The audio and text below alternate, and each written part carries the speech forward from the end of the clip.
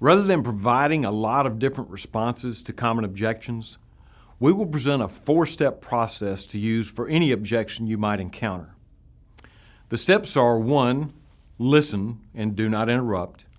2, clarify by asking a question. 3, answer the objection. And finally, 4, confirm and make sure the objection has been answered.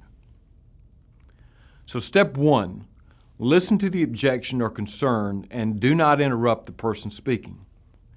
Even if you know the answer to the objection and have heard the same objection 100 times, listen and let the prospect express his or her concern. Remember, listening communicates that you care. Step 2, clarify by asking a question about the concern. Think about when you have had disagreements with customers, colleagues, friends, or family. Often each side begins defending a position, and it can devolve into an argument. No one wins an argument. The key is to not get defensive and turn the objection into an argument. The best way to avoid this is by first listening and then asking the customer a question about the concern. This is going to allow him or her to further explain or clarify. This also allows you to better understand the concern and actually engage in a conversation rather than an argument. Step 3, answer the objection to the best of your ability. You now have additional information and better understand the concern. Remember to always be honest. If you do not know the answer, just say that you do not know, but we'll find out and get back with the answer. Step 4, finally, ask a question to confirm that the objection was answered. Ask a question that requires the prospect to answer. Why do we need to confirm the objection is answered?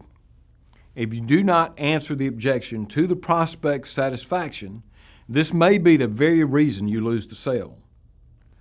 Let's look at an example of the process. The price objection is common, so what does the process look like with the, "Wow, your price is way too high"? So the customer might say, "Well, that price is a little higher than I expected." I might respond as a salesperson, "Sounds like you've been doing some research. What other companies have you been looking at?" Then they might respond, "Oh, I spoke with the Griffin salesperson a few days ago."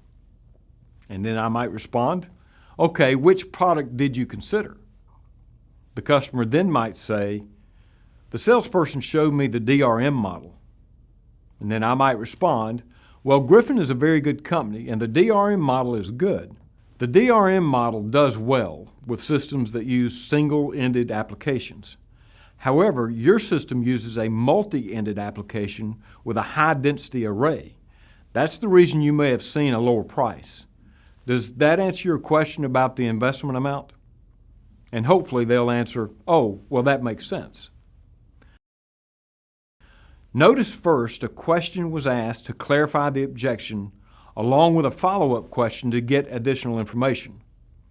Then an explanation or answer was provided using a logical value-added explanation. Finally, the customer was asked if that answered his question. Also notice that you did not badmouth the competition. You can do comparisons, but never badmouth or talk negatively about your competitors. So to recap, when an objection is raised, first listen, don't interrupt. Second, ask a question to clarify the concern and let the customer explain or talk about the concern. Third, provide an answer to the objection. Fourth and finally, confirm that the objection has been answered to the prospect's satisfaction. You will have more success handling objections and concerns by following this simple four-step process.